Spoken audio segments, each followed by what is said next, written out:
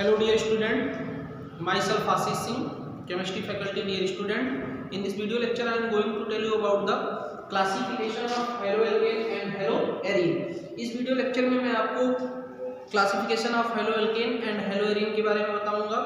जो हमारी previous video गई है उसमें मैंने आपको हेलोएल्केन क्या होता है, हेलोएरीन क्या होता है, इसका फॉर्मेशन कैसे होता है और इससे रिलेटेड और भी जो चीज़ें थी उसको मैंने पहले की वीडियो में आपको ऑलरेडी बता दी है। इस वीडियो लेक्चर में मैं आपको हेलोएल्केन और हेलोएरीन की क्लासिफिकेशन के बारे में बताऊंगा। सबसे पहले आपको पता है कि यहाँ पे आप देखिए कि जो हेलोएल्केन और हेलोएरीन है इसका क्लासिफिकेशन मेनली टू बेसिस पर किया गया है। सबसे पहले on the basis of number of hydrogen atom, मतलब ये है कि हाइड्रोजन एटम की संख्या के आधार पर, मतलब हम कह सकते हैं on the basis of number of hydrogen atom. पहले हाइड्रोजन परमाणु की संख्या के आधार पर उसका क्लासिफिकेशन कर दिया गया।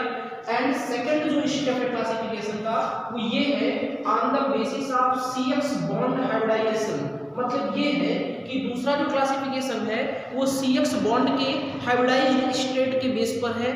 हाइब्रिडाइजेशन की स्टेट क्या है, CX बॉन्ड का नेचर कैसा है, उसके बेसिस पर क्लासिफिकेशन किया गया है। तो उसमें जो CX बॉन्ड के नेचर के बेसिस पर जो क्लासिफिकेशन किया गया है वो बेसिकली टू पार्ट्स में जो कैटेगराइज कर दिया गया है।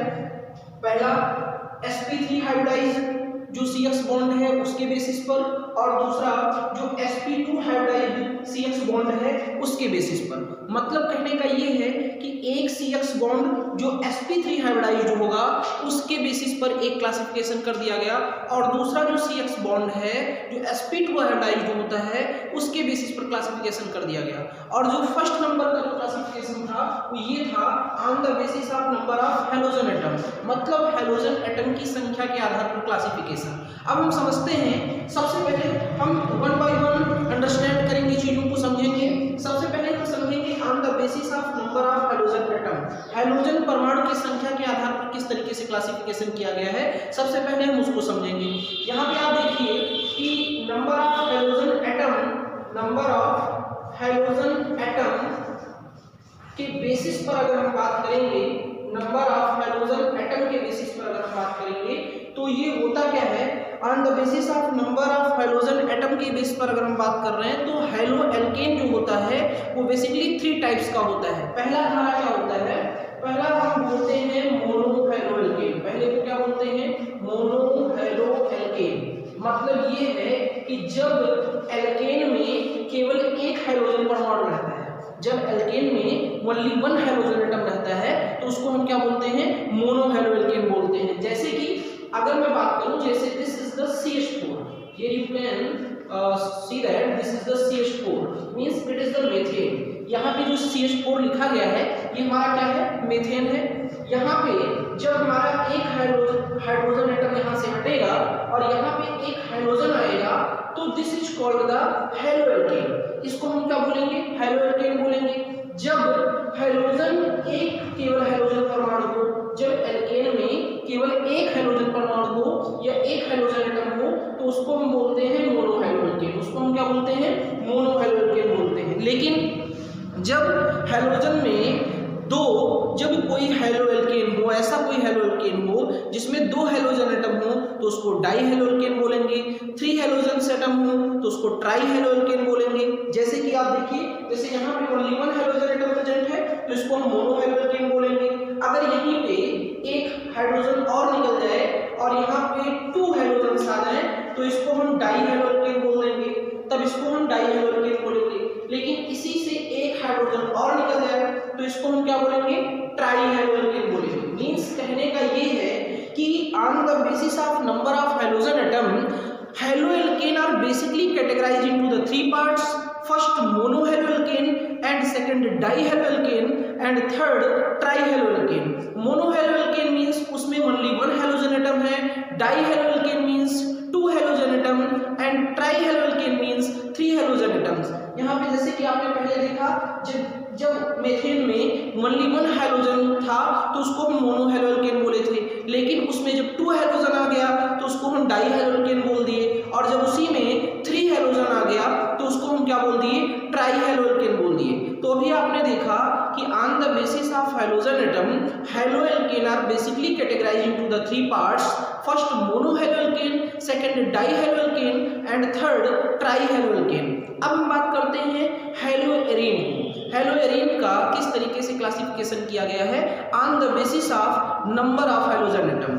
अब यहाँ पे आप ध्यान से देखिए कि अगर हम हेलोएरीन की बेसिकली बात करते हैं तो हेलोएरीन में क्या है, हेलोएरीन हम किसको बोलते हैं, हेलोएरीन। मैंने आपको कल भी बताया था कि एरीन का मतलब आपको क्या होता है, एरीन का मतलब होता है बेंजीन रिंग।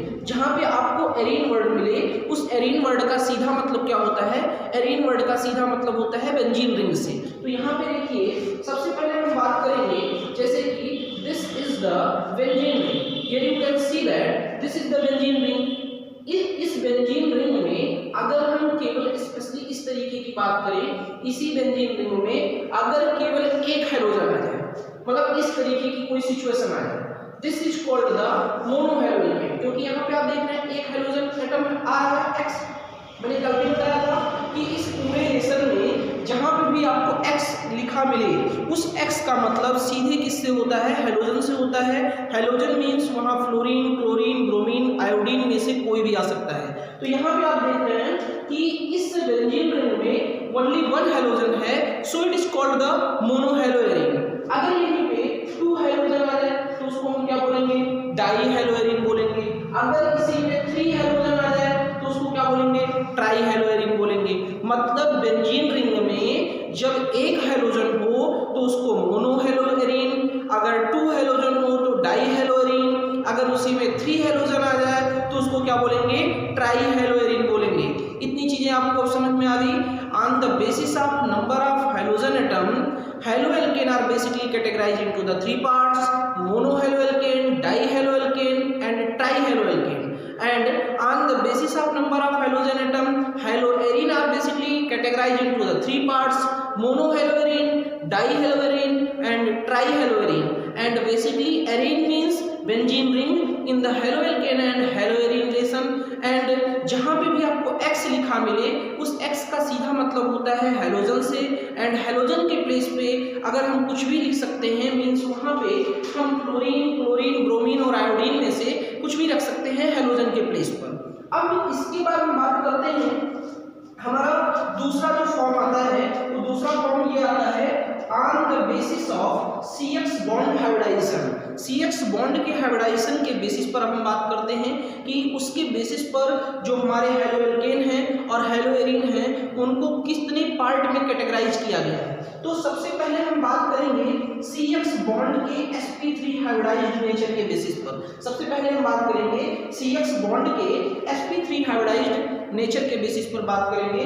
तो sp3 हाइब्रिडाइज्ड CX बॉन्ड के नेचर पर हेलोएल्केन को बेसिकली कैटेगराइज किया गया है कितने पार्ट्स में, थ्री पार्ट्स में।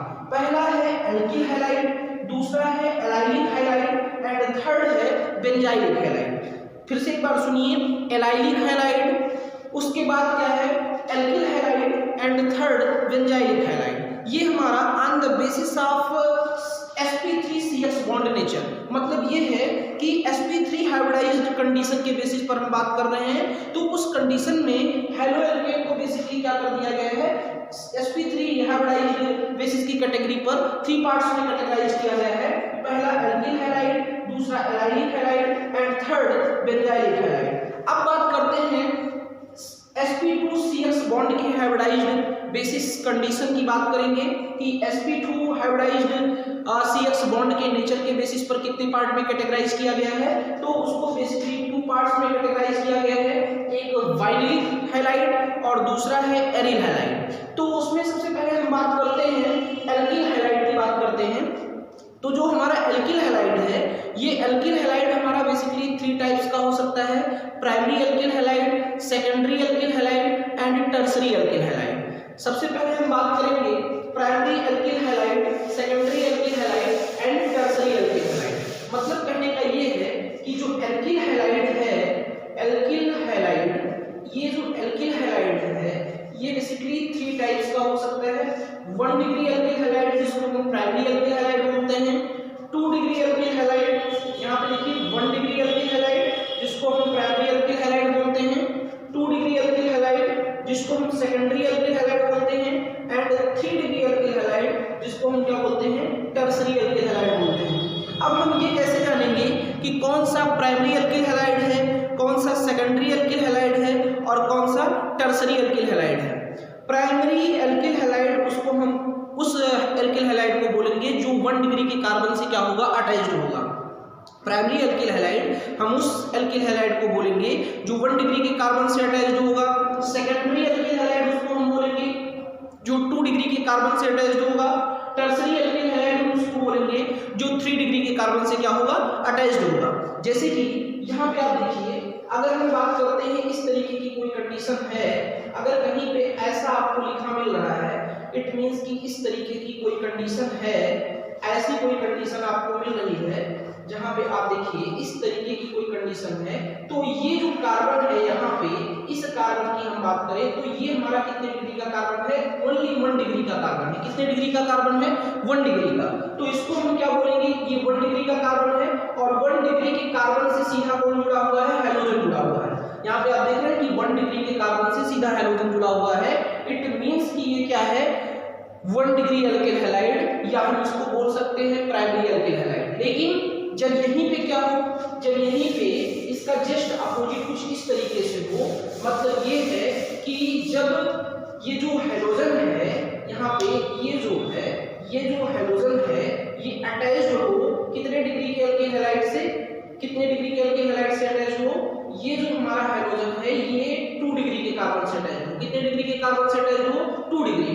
मतलब कि यहाँ पे भी CH3 हो एंड यहाँ पे भी CH3 हो, मतलब यहाँ पे दो देख रहे हैं, दो आपके एल्किल हैलाइड ग्रुप जुड़े हुए हैं, दो यहाँ पे एल्किल ग्रुप आपके जुड़े हुए हैं। एक एल्किल ग्रुप आपका ये है एंड एक एल्किल ग्रुप आपका ये है, मतलब यहाँ पे 2 एल्किल ग्रुप अटैच्ड हैं। मतलब कि ये जो कार्बन है ये इस कार्बन से भी जुड़ा हुआ है और इस कार्बन से भी अटैच्ड है। मतलब कि ये कार्बन 2 कार्बन से अटैच्ड है, इट मींस कि ये 2 डिग्री का कार्बन है और 2 डिग्री के कार्बन से जो हैलोजन जुड़ा हुआ होता है उसको हम बोलते हैं सेकेंडरी एल्किल हैलाइड या 2 डिग्री का एल्किल हैलाइड बोलते हैं। अब हम बात करते हैं 3 डिग्री एल्किल हैलाइड या फिर tertiary alkyl halide. Tertiary alkyl halide हम इसको बोलेंगे, टर्सरी एल्किल हैलाइड हम इसको बोलेंगे इसी कार्बन से एक एल्किल ग्रुप हमारा और अटैच्ड हो जाए, इसी कार्बन से एक एल्किल ग्रुप हमारा और अटैच्ड हो जाए तो उसको हम क्या बोलेंगे, टर्सरी एल्किल हैलाइड बोलेंगे। क्योंकि आप देख रहे हैं कि ये जो कार्बन है ये 3 कार्बन से अटैच्ड है, मतलब ये कार्बन इस कार्बन से भी अटैच्ड है, इस कार्बन से भी अटैच्ड है और इस कार्बन से भी अटैच्ड है। तो ये कितने डिग्री का कार्बन हो गया, 3 डिग्री का कार्बन हो गया और इसको हम क्या बोलेंगे, टर्सरी एल्किल हैलाइड बोलेंगे। अच्छा, हाइब्रिडाइजेशन कैसे चेक करेंगे, क्योंकि हम sp3 हाइब्रिडाइज्ड CX बॉन्ड के कंडीशन के बेसिस पर बात कर रहे हैं, तो इसका हाइब्रिडाइजेशन हम कैसे निकालेंगे। इसका हाइब्रिडाइजेशन हम ऐसे निकालेंगे जैसे कि मैंने कल आपको बताया था कि सबसे पहले आपको क्या करना है, calculate the total number of sigma bond. सबसे पहले क्या करिए, total number of sigma bond को कैलकुलेट कर लीजिए। यहाँ पे total number of sigma bond कितने हैं, 4। Total number of sigma bond अगर 4 है तो नंबर ऑफ हाइब्रिड ऑर्बिटल कितना बनेगा, 4। तो इसकी जो हाइब्रिडाइजेशन इस कार्बन की होगी वो क्या होगा, sp3 होगा। मतलब कि ये जो CX बॉन्ड का नेचर है, ये CX बॉन्ड का नेचर कैसा है, sp3 है। मतलब चाहे वो हमारा प्राइमरी एल्किल हैलाइड हो, चाहे सेकेंडरी एल्किल हैलाइड हो, चाहे टर्सरी एल्किल हैलाइड हो, CX बॉन्ड हमेशा कितने हाइब्रिडाइज्ड कंडीशन को शो करेगा, sp3 हाइब्रिडाइज्ड कंडीशन को क्या करेगा, शो करेगा। इसके बाद हम बात करते हैं, हमारा जो दूसरा टॉपिक है वो है एलाइलिक हैलाइड। एलाइलिक हैलाइड भी हमारा नेचर में क्या होता है, sp3 हाइब्रिडाइज्ड ही होता है। अभी देखिए एलाइलिक हैलाइड के एग्जांपल्स को आपको बताते हैं, कैसे आप समझेंगे कि एलाइलिक हैलाइड्स क्या होते हैं। एलाइलिक हैलाइड्स कुछ इस तरीके के होते हैं, जैसे कि यहाँ पे आप देख रहे हैं कि यहाँ पे ये जो मैं लिखा हूँ, this is the allylic halide. इसको हम क्या बोलेंगे, एलाइलिक हैलाइड। ये एलाइलिक हैलाइड का एग्जांपल है और इसमें भी आप देख सकते हैं कि इसमें जो CX बॉन्ड का नेचर है वो CX बॉन्ड का नेचर कैसा है, sp3 हाइब्रिडाइज्ड है। कैसे हम देखेंगे, यहाँ पे देखिए कि ये जो कार्बन है, इस कार्बन से 2 हाइड्रोजन एंड 1 हाइड्रोजन क्या है, अटैच्ड है।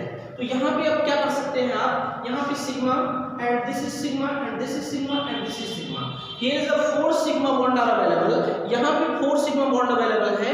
इट मींस कि इस कार्बन का जो हाइब्रिडाइजेशन स्टेट है वो क्या है, sp3 है। यहाँ पे जो CX बॉन्ड का नेचर है वो क्या है, sp3 sp3 है। इट मींस कि ये भी हमारा sp3 हाइब्रिडाइज्ड CX बॉन्ड की नेचर की कंडीशन के बेसिस पर आता है। उसके हम बात करते हैं एलाइलिक के बाद हमारा आता है, एलाइलिक के बाद हमारा आता है बेंजाइलिक हैलाइड। बेंजाइलिक हैलाइड क्या होता है, यहाँ पे आप देखिए, this is the benzylic halide. यहाँ पे मैं जो आपको बताने जा रहा हूँ, this is the benzylic halide. ये हमारा क्या है, बेंजाइलिक हैलाइड है। इसको हम कैसे समझेंगे, यहाँ पे देखिए आप कि ये जो यहाँ पे जो CX बॉन्ड का नेचर है, यहाँ पे CX बॉन्ड का नेचर कैसा है, इसको हम कैसे समझेंगे। यहाँ पे आपको कुछ करना नहीं है, यहाँ पे आप देखेंगे कि ये जो कार्बन है, ये सबसे पहले ये कार्बन 2 हाइड्रोजन से अटैच्ड है एंड आफ्टर दैट ये कार्बन हाइड्रोजन से क्या है, अटैच्ड है। तो यहाँ पे आप देखेंगे कि सिग्मा, यहाँ पे सिंगल बॉन्ड है तो सिग्मा बनाएगा, यहाँ पे ये भी सिग्मा बनाएगा, ये सिग्मा बनाएगा और ये सिग्मा बनाएगा। यहाँ पे आप देख रहे हैं कि 4 सिग्मा बॉन्ड अवेलेबल हैं, तो आप देखेंगे कि ये वाला जो कार्बन है ये कैसा हाइब्रिडाइजेशन को शो करेगा, sp3 हाइब्रिडाइजेशन को शो करेगा, sp3 हाइब्रिडाइजेशन को शो करेगा।